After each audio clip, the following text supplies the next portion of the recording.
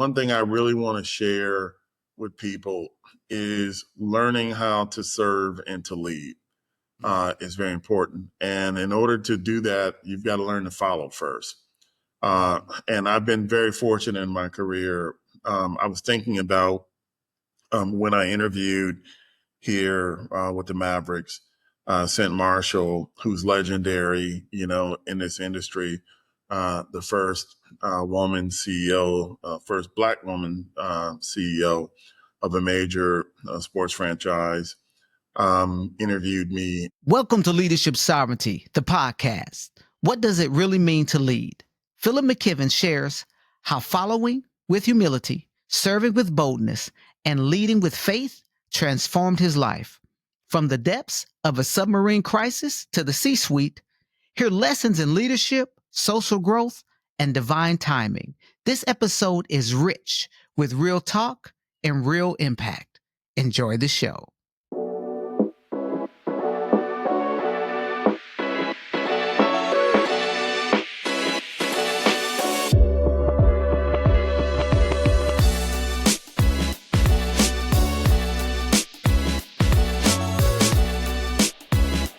People find it hard to believe that I'm an introvert and that it was not that long ago that, oh my God, I was terrible. I remember one of my mentors, I took a job at Comcast Entertainment Group, and I had a customer who was a very tough customer. And we had a meeting with this particular woman, and my team knew her. They had dealt with her before. So they knew this meeting was going to go bad, but they didn't tell me.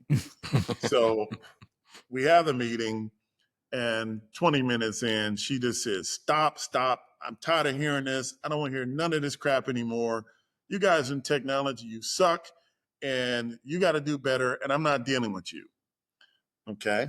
Now I'm looking at my team, and they're all kind of snickering because they were like, yeah, we knew this was going to happen. Mm-hmm. So I decided, okay, you're not going to react. You're going to listen. You're going to receive the feedback. And then I said to this particular woman, her name is Wendy On, and people that know her know she's a force to be reckoned with. I say, Wendy, I'm embarrassed that we have not met your needs. And I ask you to give me 1 month to really look into this, into my organization. And I want to come back to you with ways that we can improve. And I want to show you that we're going to meet your needs. And she said, fine, I'll give you 1 month. And then she left, and I met with my team, and I was like, why didn't y'all tell me? And they were like, well, we figured you were going to fail, so we were just going to let you fail. And I was like, okay. So I told them that we as a group are going to change our focus. We're going to spend the time to learn our mission. We're going to spend the time to jointly create a vision. Mm-hmm. We're going to identify all the products and services that we're going to provide. Mm-hmm. I said, I'm going to go and meet with every one of our customers, and I'm going to have the tough conversation, and I'm just going to listen. And I went and did that. And then 1 month later, I contacted Wendy. She said, come to New York. I want to see you. And I went to New York, and I laid it all out for her. And she says, okay, I'm going to give you an opportunity, but there's some changes you need to make. And I'm like, well, what do you mean? She's like, first off, I need you to start coming to social functions. And we as technologists, look, I was the biggest wallflower there was. I was a dude in high school. I was the jock nerd. During football season, no problem with dates. Mm-hmm. Football season ended, could not get a date to save my life because I was a nerd. And I would go to dances, and I stayed on the wall. I could dance, but I would dance at home or dance in front of my family, but was afraid to do it in public. And Wendy called me out, and she said, do you even know how to drink? And I'm like, what do you mean I don't drink? And she's like, dude, you're going to have to learn how to drink. And she invited me to functions, and she actually started teaching me how to socially drink. Like she even said, okay, you don't have to drink alcohol because you don't want that, but I want you to go get a cranberry juice and you need to hold on to that drink the whole night and you just barely sip and you need to learn how to small talk. And she said, just open your mouth, be yourself. And she started inviting me to functions where I was around a lot of C-suite people. And that's not a normal thing for most folks. Sure, sure. But Wendy was such a force that she was enjoyable to be around. But look, I'm going to tell you how this woman was. She used to call me and say, I need you to come to New York. And I would come to meet with her and she'd be like, come with me, we're going somewhere. And I remember one time she took me to Toys R Us for lunch and she went shopping for toys for her kids while I held all the toys. But see, that was very valuable because she was teaching me how to follow a leader and to do it humbly. And then the time when I knew that I finally had arrived was she called me and she said, I need you to come with me. I need you to meet with me. Oh, I've got this appointment, so you need to come. So I'm walking with her. She turns down this alley in New York City and she goes into this place and it's her hair salon. And she went and got her hair done while I sat and took, notes of everything she wanted to talk about. And that was such a humbling experience because she revealed to me what we needed for ad sales, the changes we needed to make, the systems we needed to install, the things we needed to do. And she said, the thing that impressed me about you was that you were humble enough to go without question, do what I needed you to do. And she said, you dealt with it like a champ. You sat there, I was doing, taking notes. I pitched different ideas to her while I watched her get her do done that looked spectacular. I'm not going to, share that she had an afro at one point, but that woman has been key in my development. And it just so happens that her late husband, who used to be the CIO of Warner Brothers, both of them took me under their wings and they started teaching me how to be an executive, teaching me to open my mouth, teaching me to feel comfortable in front of people. And I got to give it up to Brendan Kehoe, who was just an unbelievable leader. And brother, I miss you every day, and I know your family misses you.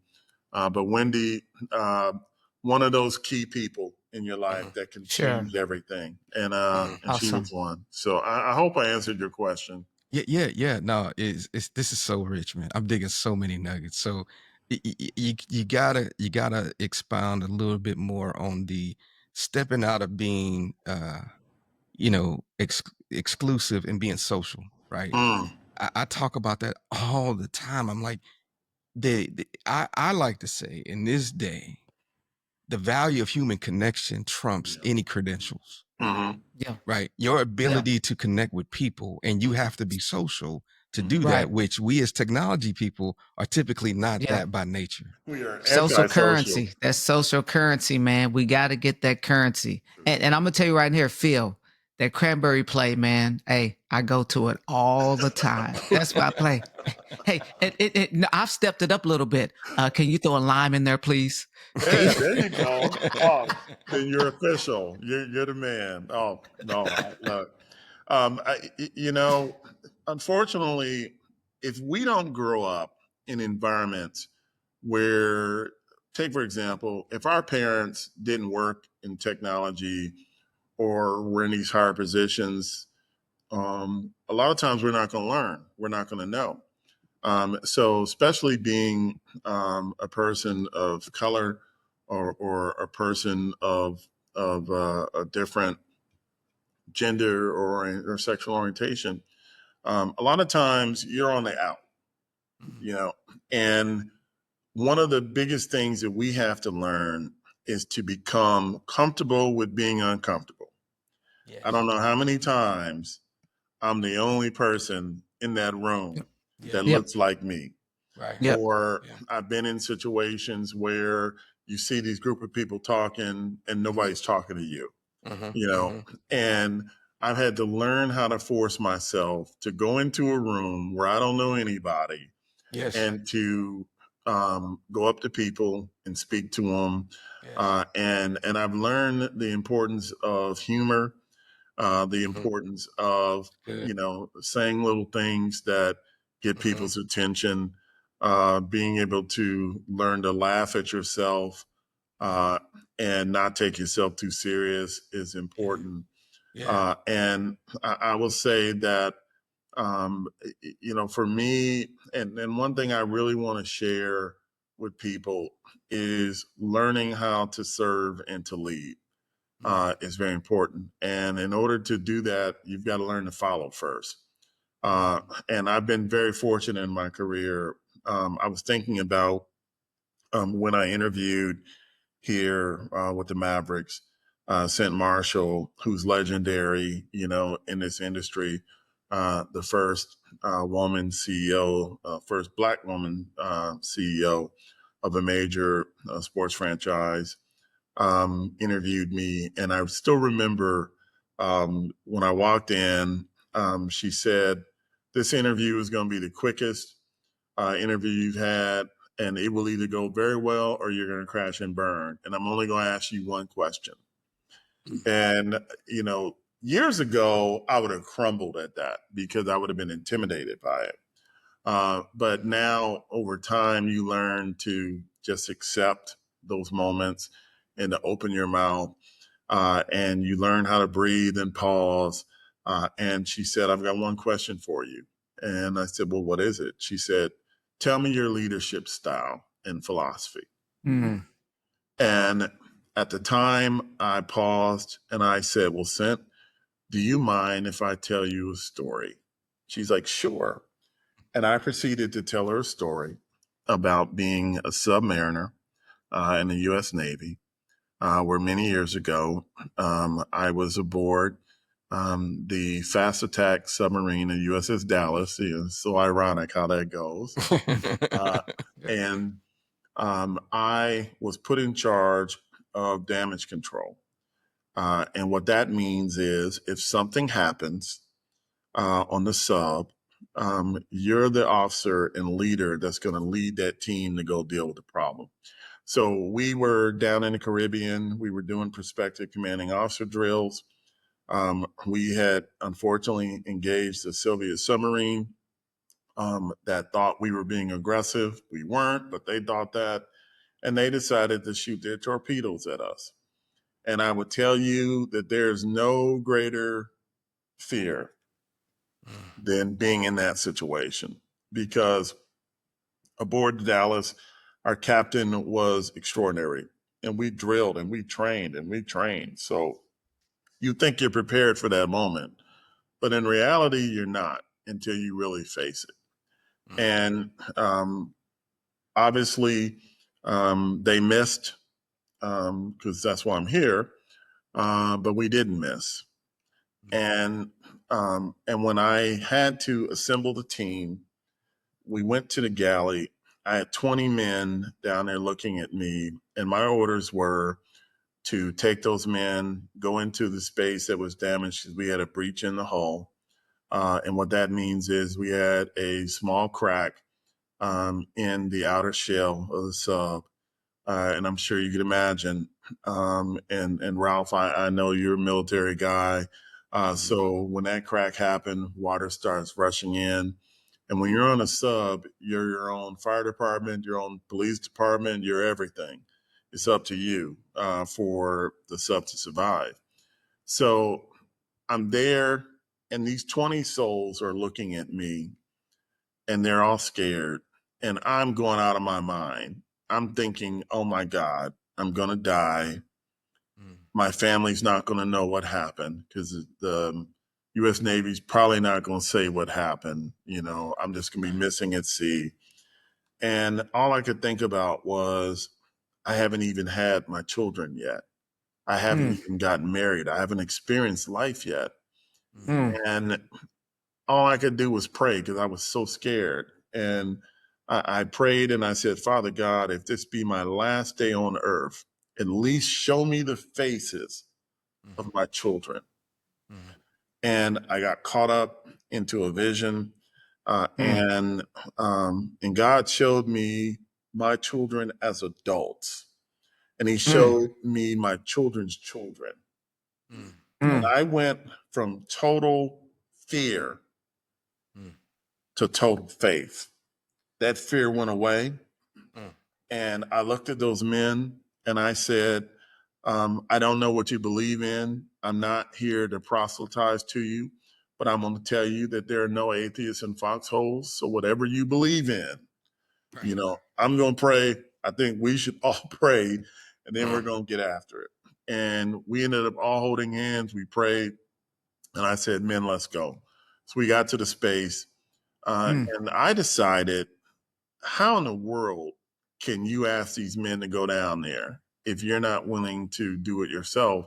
So I climbed down into the space. And when I got down to the space, my feet hit the pavement, and the water was at my knees. And I told them, we have 1 minute to seal this hole and get out. And the other men climbed down the ladder. At 30 seconds, the water was at my waist, and that water was cold. At 45 seconds, the water was about here, just below my chin. And I stopped my stopwatch and I commanded everyone, get out, get out, get out, get out now. And everybody climbed out, and I was the last person. And by then, the water was above my head, and I'm trying to tread water. And all I could do was just lift my hand up. And those men pulled me out. And when they pulled me out, we sealed the hole. We looked at one another, and then we fell back and started doing snow angels. I do not know why we did that, but we did. And we're yelling. The happy dance. The Oh, happy man, dance, man. it was Yeah. the greatest moment. And then the captain came over the 1MC and said, Mr. McKibbins, meet me in my stateroom right now.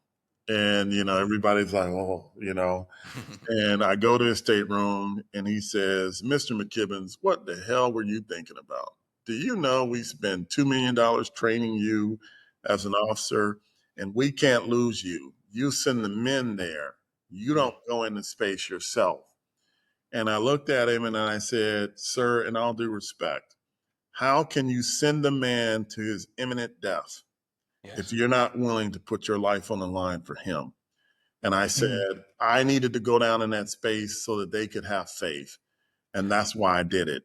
And he's like, okay, don't do it again. And I said, in all due respect, sir, if I'm faced with the same situation, I'm going to do it again because they had to believe. And he thought about it. He says, well, we'll debate that at dinner tonight. So we all sat and talked about it. As amazing. That is life-changing, man. Wow. But I shared this story with Sent.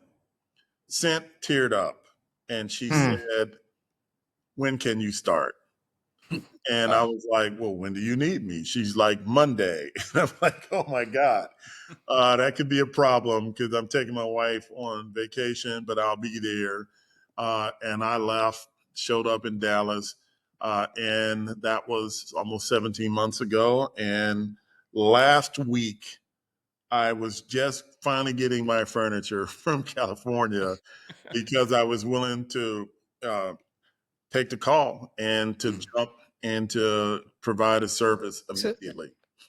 So Phil, what did that do for your leadership, man? I mean, that is such, most of us will never, ever, ever come to any crossroads like that, right? What did that do for you as a leader, just internally? Because I'm sure even today, there's so many times where you lean on that experience. What exactly what did it do? Well, Terry, I'll tell you this. You talking about gaining confidence and faith that I could lead. And many years ago, I was working at DirecTV, and I was put in charge of a Five Nines project, and things weren't going well. And I'm panicking and freaking out. And I had a former Air Force officer who was the COO, pulled me in his office, and he asked me, he said, "What was the worst day of your life?" And then I told him about the story. And then he said, during that time, many people could die, right? I said, yeah. And then he said, in the military, I'm sure you've lost shipmates. And I said, yes, I have. And he said, Phil, let's talk about this project. Did anybody die today? And I was like, no. And he's like, did this happen? Did that happen? I was like, no. So he said, Phil, always remember it's only TV. You're going to go home today. So you need to keep your composure. Those people are going to look to you, and you lead with confidence and faith, and be willing to accept that you're going to have setbacks, but you keep going.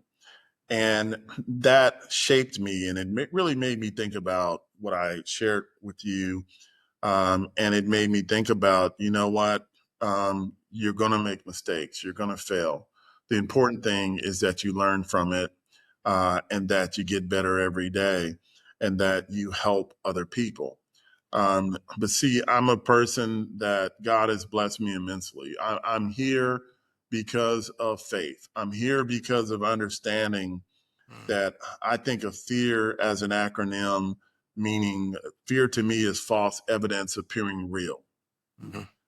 Fear is stifling. Fear creates doubt. Fear creates self-talk. You know, and I'll tell you that a lot of us don't make it to higher levels because we allow that self-talk. We allow our peers to talk us out of doing stuff. We think it's not going to be cool to be the leader. We think, oh no, I just want to hide and be a member of the pack. Well, I've been one of those people that have not been afraid to step out on faith and to lead with boldness and confidence.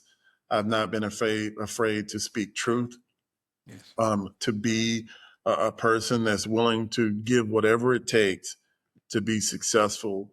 So that may mean, you know, like we just had the NBA draft the last 2 nights, and I was here with my team until the draft ended. It would have been easy for me to go, okay, guys, you got it. I'll see y'all later. Call me if there's a problem. All right. But that's not leadership. Leadership is being right there in the trenches and checking in with them and going, what do you need? And how are you doing? And what can I do to support you? A true leader is really about serving others, supporting other people. It's easy to bark orders. It's tougher to follow orders, and it's tougher to humble yourself. And I've just been one of those people that I'm going to make sure, like I said, when I went down in that space, I told the men we're going down there, we're going to be out in 1 minute, and we're going to do this without the loss of one. You know, no one's going to die on my watch today, including me. And I try to bring that to work every day. And it's challenging. You face situations, you face business leaders that don't understand what you do, they don't get what you do. All they know is you spend money, and sometimes they get jealous of that and resentful, and sometimes they get caught up into, why are you getting attention over me? And you have to learn, look, we don't have time for that. I'm not going to get caught up into that. I'm going to focus on just being the best servant leader that I can. And look, I've been a person of faith my entire life. And I feel the need to share a couple more stories if we have the time. Absolutely. Yes, sir. Yes, sir. You know, I've been with my wife for 44 years. What a blessing. And oh, it is a tremendous blessing. And I remember being in 11th grade and being frustrated that I could not get dates to save my life. And I went to my pastor and I said, you know, Pastor Pink said, I can't seem to be able to get a date. What do I do? And my pastor said, you need to start believing for a mate. Now, I'm 16 years old and I'm thinking, okay, I'm going to believe for a mate. And which at the time I was like, okay, I'm just going to trust and do it. So I start praying for a mate. And of course, nothing really changed. And I remember, in my conversation with God, because prayer is just a conversation with God. I'm like, well, Father God, if you could just show me a sign. And now I'm embarrassed to say it because he shows us signs all the time. And I'm dreaming one night and this just having a regular dream. And then I get this cut in of this vision where I see myself walking down the street and I see this woman in a multicolored dress walking towards me. All right, dream ends. That the vision ends, I go back to my regular dream. Okay. Next year, I'm now a senior. I win a track scholarship to Virginia Tech. So I'm going to Vatech in Blacksburg. And one of the elders of my church approaches me and says, I want you to consider Fisk University. It is the first HBCU. And she said, you need to go there. I went there. It's a great school. And then she said, I've been praying over you, and God has revealed to me that you're going to meet your mate in Nashville, Tennessee. And I was like, well, but I have a scholarship. And she just kept on and kept on. And finally I said, okay, fine, I'll take the visit. So I go on the visit and just blown away, love Fisk. I'm like, man, this is going to be great. I come home, I go to my parents and I said, I've decided not to take the athletic scholarship. I want to go to Fisk and I'm going to need your support. My parents said, sure, we'll support you. But I didn't know what that sure meant. I didn't think through, dude, you're walking away from money. Whatever. Yeah. All right. And they don't have it, but they said, okay, you can go. I didn't know that they weren't going to help me and I was going to truly be on my own. Okay. I decided to go to Fisk. And then I decide, okay, well, you're going to play football too. So I report to football camp and we're practicing and everything. And then the coach decided one day to give us a day off. And I'm trying to decide what am I going to do with myself. So I said, okay, I'm just going to go downtown. I'd never been downtown Nashville. So I go downtown and I'm on the street and I'm looking around and I'm going, man, why do I feel like I've been here before? This looks familiar. I'm walking down the street on Broadway, famous street in Nashville, and I look up, and here is this woman in a multicolored dress walking towards me. Wow. I knew immediately, I was like, you answered prayers, Father God. And I fell on my knees. I start praising God. All right. And I'm just like, oh, Father God, thank you. Here's the problem. I did not stop to get her name or number or anything. She walks by me. When I come to, I'm like, you idiot. You didn't stop her. I mean, she smelled everything in the dream was exactly like it was. And 2 months pass. And Fisk is a small campus. All right. So at the time, we only had like 600 students. And I'd never seen her. And one of my teammates, after a game, we had lost, and said, I'm going to take you to upper class side, because we used to have the women's side and the men's side. And he's like, I'm going to take you to the upper class dorm so you can meet some women, because I got to get you out of your funk. And he introduced me to all types of just incredibly beautiful sisters. And on our last visit, we end up at the RA's desk. And I happen to look, and the RA is this woman that I saw. And I was so excited. And now I'm going through the self-talk. And I'm like, okay, you got to get this woman's attention. And she's looking at me, and every word I said, she ignored. And I'm thinking, oh my God, this is so difficult. And so finally I say, okay, let me see your hands. And this woman, the smart aleck she was, said, you want to see my hand? She goes, see, and I'm like, no, Mm-hmm. no, put your hand out. So she does. And I put my thumb in her hand and I said, I want you to grab my thumb. And she does. And then I say, and she's going to be mad that I'm sharing this story, but I think it's going to bless some people. So I'm going to tell it like it is. All right. I said, if I ever come to your room with rubbing alcohol and baby oil, will you give me a massage? Now, this is pre-Diddy baby oil, all right? This ain't no sexual thing. Pre-Diddy. All right. right. So she looks at me and laughs. And then she says, sure, I'll give you a massage. So I was like, bet. All right. It's now curfew, it's midnight. So I had to go back to my side. And I said, okay, I'll see you later. Well, visitation started at 2:00 the next day. It's Sunday. I showed up at 1:58. I'm waiting to get in the upper class women's dorm. I get in, I knock on the door, and she's like, who is it? And I said, it's Philip. She's like, who? And I said, Tony's brother. So she goes, oh, Tony's brother. So she opens the door. I show her baby oil, rubbing alcohol. She looks at me, she slams the door, and then I hear her running across the floor, and she's talking to her girlfriend, and she goes, oh my God, this fool is at my door with rubbing alcohol and baby oil. And her good friend, who's no longer with us, said to her, you need to be a woman of your word. You promised him, so you need to do this. And she said, no, but I don't want to. She said, you should do it. So she comes back, she opens the door, and I'm like, oh, okay. I walk in and I'm all confident. And then I'm trying to act cool. And I say, okay, where are we going to do this? So she points to her bed. And I said, can I go change? And she points to her bathroom.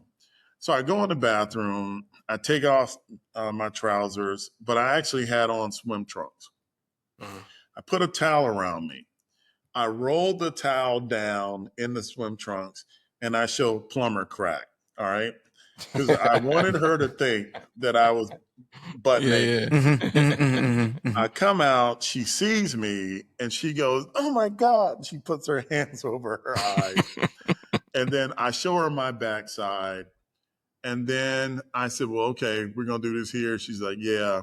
So I open the towel. She's only looking at my back. And she's covering her face. And she's like, what have I done? This fool is in my room naked. I turn around and I see her like peek like this. And she sees the swim trunks. She busts up laughing. And then I lay down.